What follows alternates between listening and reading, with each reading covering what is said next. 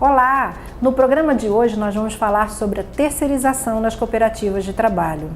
E vamos receber o nosso convidado, o Dr. Paulo Renato Fernandes da Silva. Ele é doutorando em Ciências Jurídicas e Sociais, mestre em Direito Empresarial, especialista em contrato de trabalho pela Universidade de Coimbra, sócio do escritório Fernandes, Silva e Camacho Advogados Associados, e está lançando um livro chamado Cooperativas de Trabalho, Terceirização de Serviços e Direito do Trabalho. Já está atualizado com as novas leis da terceirização, a Lei 13.429 de 17 e da Reforma Trabalhista, Lei 13.467 de 17. Seja bem-vindo, Dr. Paulo Renato. Diga pra gente como é que começou a sua relação com o cooperativismo. Pois é, obrigado pelo convite, é um prazer participar desse programa tão importante para o direito cooperativo. E o meu início com as cooperativas, com o direito cooperativo, foi no mestrado. Por ocasião do desenvolvimento das pesquisas, eu identifiquei a importância do cooperativismo e comecei a pesquisar, buscar elementos e vi que havia muita dificuldade de se entender o que é o mundo cooperativo. Isso aguçou minha curiosidade e aí a minha dissertação de mestrado foi exatamente sobre esse tema, o cooperativismo e as suas relações com o direito do trabalho, que na ocasião, isso foi em 2003, era uma relação bastante conturbada, bastante polêmica. Então isso me interessou e daí eu desenvolvi a dissertação sobre o assunto. E essa dissertação, mais tarde, deu ensejo ao livro. Ela foi transformada depois no livro, que já está na sua 4ª edição. Me diga, nós tivemos agora uma série de mudanças na legislação trabalhista e mais especificamente também tivemos agora em 2012 a Lei 12.690, que fez alterações substanciais nas cooperativas de trabalho. Qual é a sua opinião com relação a essa nova legislação? Você acredita que essa lei foi positiva? Então, até a edição da Lei 12.690 de 2012, nós não tínhamos no país uma lei geral regulamentando a terceirização. O que nós tínhamos eram algumas leis esparsas, dentre elas a Lei 6.019, que era até então considerada talvez a lei mais importante da terceirização. A grande relevância da Lei 12.690 reside no fato de que ela sistematizou a questão da terceirização nas cooperativas de trabalho, quer dizer, as relações da cooperativa no contexto da terceirização. Então, isso acarretou um processo de segurança jurídica mesmo. Se outrora você tinha alguma incerteza, as empresas tinham até dúvidas, inseguranças, se podiam ou não contratar cooperativas de trabalho, com a Lei 12.690, isso de certo modo acabou, porque ela regulamentou efetivamente.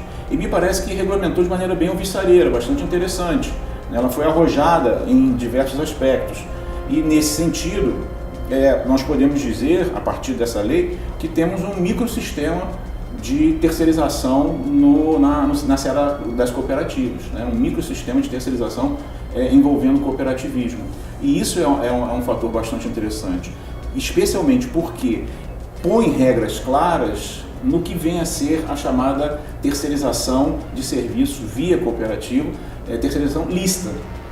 Então, hoje podemos afirmar com certeza, com os parâmetros da lei, que temos um caminho tranquilo, de certo modo tranquilo, a observar na contratação de cooperativos. Se eu quero fazer uma contratação de serviços cooperativos, eu tenho um script, um roteiro já delineado na lei. Isso gera segurança jurídica e propicia no mercado nessa sensação de que, poxa, agora podemos contratar. Você sai daquela situação de outrora bastante conturbada incerta, para uma situação incerta, para um porto seguro, com alguns parâmetros que me parece que foram bem interessantes. Do ponto de vista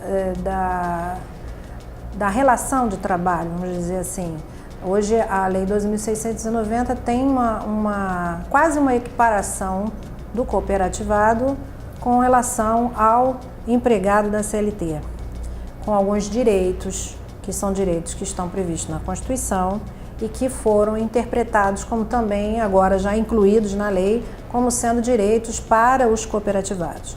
Então, dentre eles, a questão da hora extra, a questão das férias, Tudo isso são direitos do trabalhador e que foram incluídos.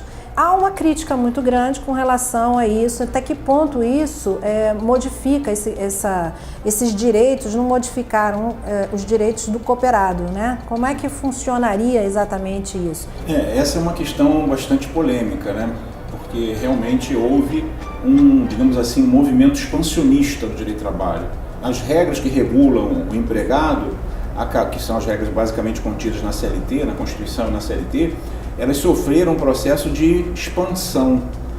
Então isso acabou atingindo também o cooperativismo. Mas antes, ou na mesma época, e até antes também, já tinha atingido o representante comercial autônomo, já tinha atingido o trabalhador avulso, o estagiário, ou seja, uma série de trabalhadores que estavam fora da órbita do direito do trabalho, os que eram trabalhadores, passaram a sofrer ou a se beneficiar de uma espécie de proteção maior, uma ampliação de direitos. Eu até chamo no livro isso de direitos trabalhistas de natureza civil. Quer dizer, não são direitos empregatícios. Exato. São direitos do trabalhador que tem um contrato civil de prestação de serviço, como é o caso do autônomo, do estagiário, enfim. Então, esse é um processo, é um movimento que nós percebemos nos últimos anos, de expansão. Quer dizer, quem estava fora queria estar dentro, porque, na verdade, dentro do sistema do emprego, porque esse sistema correspondia àquela ideia de dignidade na prestação laborativa, dignidade humana no trabalho. Claro, essa dignidade não passa exclusivamente pelo vínculo de emprego, pela CLT. Você tem outras formas de trabalho que também garantem dignidade, como, por exemplo, a própria cooperativa, o próprio sistema cooperativo. Mas esse movimento da lei, ele vem assim numa caminhada do direito brasileiro, de ampliação, pelo menos até a reforma, até a lei 13.467, de 2017, esse movimento de ampliação. E a lei, ela ainda, nessa toada, eu acho que ela teve ainda um dispositivo muito importante, que é o artigo 8º, quando trata do meio ambiente de trabalho, dizendo que se aplica ao cooperado, ou se aplicam ao cooperado as normas que regulam o meio ambiente de trabalho, segurança e saúde no trabalho. Ora, onde estão essas normas? Estão basicamente no direito do trabalho, na CLT, nas NRs, no direito do trabalho como um todo, no sistema trabalhista. Então, o que aconteceu? Aconteceu um movimento de conexão do direito cooperativo, dialogando com o direito do trabalho. Então, nada impede, pelo contrário, se exige até que se recorra a normas da CLT, normas ambientais da CLT, para regular a relação civil, empresarial, societária do cooperado, justamente por essa conexão, por esse movimento de expansão do direito do trabalho. E o direito cooperativo acabou se beneficiando disso. Há outro aspecto também, que é o aspecto da preocupação, digamos assim, com as possibilidades de fraudes através de cooperativas. Então, por conta disso, acho que o legislador incorporou essa ideia da expansão mesmo e colocou ali no artigo 7º alguns direitos que agora, por força de lei, são direitos do cooperado, nesse segmento de terceirização via cooperativa de trabalho, mas direitos civis, não são direitos empregatícios, são direitos análogos aos do empregado, mas não são a mesma coisa. Então, se por um lado isso traz alguma dificuldade, porque isso onera, claro, a prestação laborativa, por outro lado tem essa preocupação de elevar ainda mais a situação jurídica do cooperado. Nesse aspecto, ela me parece interessante. Entendo. E nesse contexto, onde a gente teria um contrassenso até, porque da mesma maneira que seria viável a questão da terceirização através das cooperativas, ele deu um itemzinho que ele falou assim, olha, peraí, pode, mas não pode, com relação às cooperativas.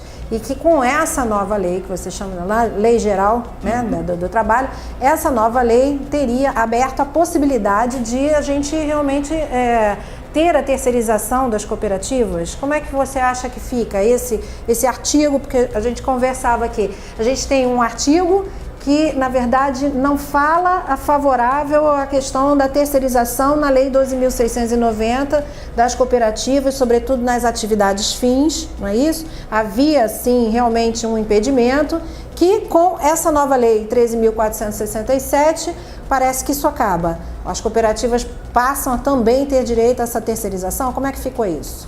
Talvez essa seja uma das questões mais polêmicas dessas novas leis. Na verdade, nós estamos vivendo assim, um momento de muitas leis novas sobre diversos assuntos ligados ao trabalho, ao mundo do trabalho, né? Então essa é uma das questões que me parece fundamentais, você muito bem, Adriana, colocou, e merece uma boa reflexão. Que é o seguinte, então, a Lei 2.690, no artigo 5º, ela proibiu a intermediação de mão de obra. Se por um lado previu, licitou, né, deixou lista a terceirização dos serviços de cooperativas, por outro lado, ela expressamente proibiu a intermediação de mão de obra, algo que o TST já tinha feito também na súmula 331, no inciso 1º. Então as cooperativas ficaram proibidas de fazer a triangulação, de fornecer mão de obra, uma espécie de locação de mão de obra. A cooperativa não pode simplesmente contratar ou arregimentar cooperados e simplesmente enviá-los para trabalhar, alocá-los em outras empresas, como tomadores de serviços.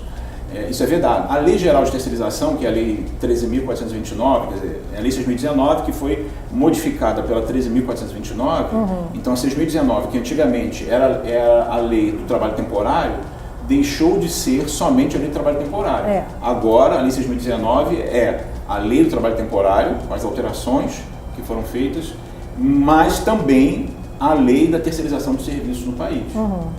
Por isso que no livro nós chamamos a Lei 6.019, rebatizamos a Lei 6.019 com o nome de Lei Geral de Terceirização, porque ela trata de dois grandes vetores da terceirização: a intermediação de mão de obra excepcional, no caso de necessidade temporária da empresa tomadora, e outras possibilidades, mas sempre temporárias, e no caso a terceirização genérica de serviço. Né? Então a Lei 13.429, né, ela deu nova redação a 6.019. Então vamos tratar agora, a Lei 6.019 passa a ser a Lei Geral de Terceirização. Né? Então isso aconteceu agora em 2017, no início do ano. Posteriormente, em julho, se não me engano, foi promulgada a Lei 13.467, né, que é a Lei da Reforma Trabalhista. Então, nessa Lei da Reforma Trabalhista, o que aconteceu? O legislador aproveitou para, digamos assim, retificar a lei anterior, a Lei 13.429, a Lei da Terceirização, dizendo o quê? Especialmente autorizando a terceirização nas atividades fins, que ele chama de atividade principal, rebatizou também. Agora, atividade principal das empresas. Então, pela Lei 13.467 da Reforma Trabalhista, você pode estar autorizado a terceirizar a atividade fim. Né? E aí nós temos uma questão muito importante, que é a de se saber. A Lei da Reforma Trabalhista, a Lei 13.467 de 2017, revogou a Lei 13.429, que é a Lei da Terceirização, ou ainda revogou, especialmente, né, revogou a Lei das Cooperativas de Trabalho, ou seja, a Lei 12.690, a Reforma Trabalhista revogou a Lei 12.690, essa é, talvez assim, a joia da coroa da questão. Que nós vamos agora aguardar como é que vão ser os entendimentos, né, nos tribunais aí trabalhistas, para a gente saber como é que realmente essas questões vão acontecer. Continuamos com muitas dúvidas, né? Vamos aguardar para saber como vão fazer. Agora, existe um item que, meio que para finalizar, que você fala no seu livro, que é a questão que não podemos confundir, que é a secundarização. Isso com relação às cooperativas. Você pode falar um pouquinho mais sobre isso? Esse é um tema bastante interessante, bastante importante e muito confundido no judiciário, né? Qual seja, a terceirização tratada pela lei trabalhista é a terceirização trabalhista. O que nós defendemos no livro é a ideia de que existe um outro viés da terceirização, que é a terceirização empresarial, entre empresas, ou, como você bem destacou, a secundarização. Na verdade, não haveria uma terceirização, mas sim o fato de que uma empresa contrata outra empresa, parceira, e transfere a ela a execução de parte da sua atividade, podendo ser atividade fim ou meio. Não há nenhuma lei que proíba, não havia antes, né, agora, nenhuma lei que proíba que você terceirize a atividade fim para empresas parceiras, uma terceirização empresarial, entre empresas, empresarial por isso, que é entre empresas. Não há aqui o envio de trabalhadores de uma empresa para outra. Há sim empresas parceiras que se relacionam nos mercados. Né? Então, a secundarização seria uma espécie de terceirização fora do direito do trabalho. mas que nós trazemos para o direito do trabalho para confrontar e mostrar que é uma outra situação. Ela é plenamente lícita, as cooperativas de trabalho têm um caminho todo enorme aí para desenvolver, porque elas podem atuar nesse segmento, e com segurança jurídica, porque você foge do esquema clássico que a jurisprudência chama de trilateralização das relações de trabalho. Nesse caso não há essa relação triangular, não há intermediação de mão de obra e não há a angularização das relações de trabalho. Não existe isso. São empresas parceiras que com autonomia desenvolvem atividades em parceria. Né? Então nada impede, como falei antes, que uma empresa que pegue parte da sua atividade, mesmo fim, e transfira para quem faça eventualmente melhor do que ela, aquela parte da atividade. Terminado, devolve a outra e continua o seu processo produtivo. Então essa secundarização, ela sequer gera responsabilidade subsidiária, nenhum tipo de responsabilidade pelo crédito trabalhista dos empregados de uma empresa ou de outra, porque ela está fora do regime clássico, daquele arquétipo clássico de terceirização de que fala a Lei 13.429. Então é um caminho, é um espaço, né, que é bastante interessante. Nós temos lá no nosso escritório feito alguns trabalhos nesse sentido, né, tendo boa proficiência, porque você aí foge da questão do direito do trabalho classicamente colocado. Né? E aí todo mundo ganha, porque os cooperados conseguem mais mercados, mais acesso, os tomadores ficam mais seguros nessa atividade. Né? E eu acho que é um caminho bastante interessante. E, se eu não me engano, até hoje eu não vi nenhuma obra falando sobre isso, nosso livro é o único que trata e desenvolve esse assunto. Né? O seu livro está publicado pela LTR, né, pela editora, e como é que a gente consegue acessá-lo? Nas livrarias em geral e também no site da LTR. Da LTR, consegue, né? A finalidade aqui é realmente a gente divulgar o conhecimento sobre o cooperativismo técnico, né? Porque às vezes a gente tem pessoas que falam, mas tecnicamente a gente precisa dessas informações. Então eu quero agradecer a participação, inaugurando o nosso ciclo de entrevistas no canal, e seja bem-vindo para quando tiver novos livros, novos trabalhos. Não deixa de falar para a gente, não é? Ótimo, muito obrigado pelo convite. Foi uma honra participar, foi um prazer também. Eu espero e faço votos de que o programa tenha vida longa, né? E certamente terá. Amém. E acho que esse espaço é muito importante para o cooperativismo, um espaço democrático, de conversa, de debate sobre esse ramo pouco conhecido e tão importante que é o cooperativismo. Muito obrigado. Então, nós conversamos com o Dr. Paulo Renato. Muito obrigada por vocês terem nos assistido e nos acompanhado até aqui. Não esqueça de se inscrever no nosso canal, participe com dúvidas, com sugestões, dicas de novos temas e até mesmo de personalidades do nosso segmento. Um abraço, saudações cooperativistas!